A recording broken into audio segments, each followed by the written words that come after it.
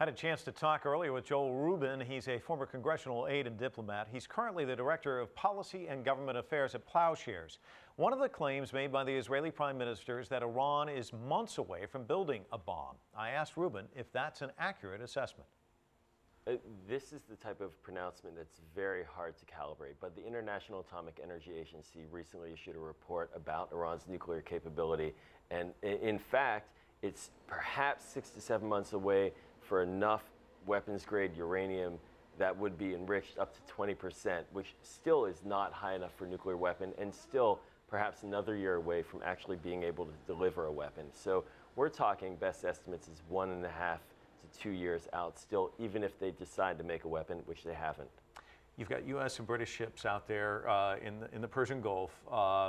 What is the worst case scenario? When can we see the worst case scenario, and how likely is that? Well, the first danger that we all have to be cognizant of is the unanticipated attack. Something like what we've seen over the past several days in the Middle East could happen at any moment, where an Iranian boat, irregular force attacks an American ship, or if there's just an accident, and that could trigger events. So we have to be very careful with all of the hardware going into that region that we don't trip over each other.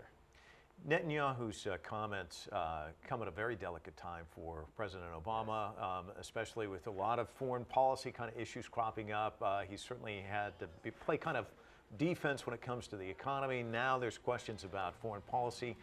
We're 50 days away. How does this play into the election cycle?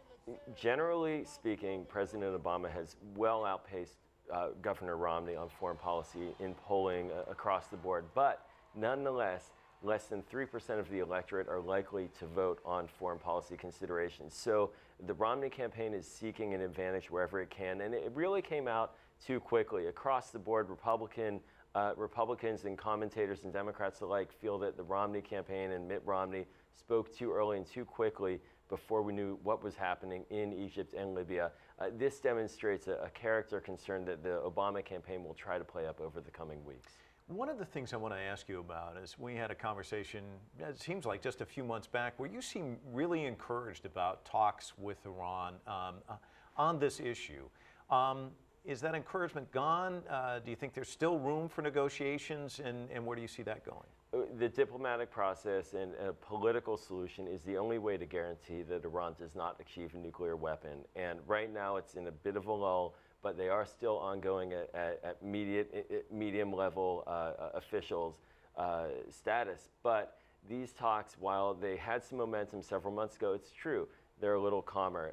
The best guess is that there won't be any movement until after the election. So in the interim, the sanctions pressure, the international community keeping a watchful eye on Iran's program through the IAEA, additional UN expressions of concern, these are all ongoing, and the pressure is really on Iran to make a decision about where it wants to go. Joel Rubin, thank you so much. Thank you for having me.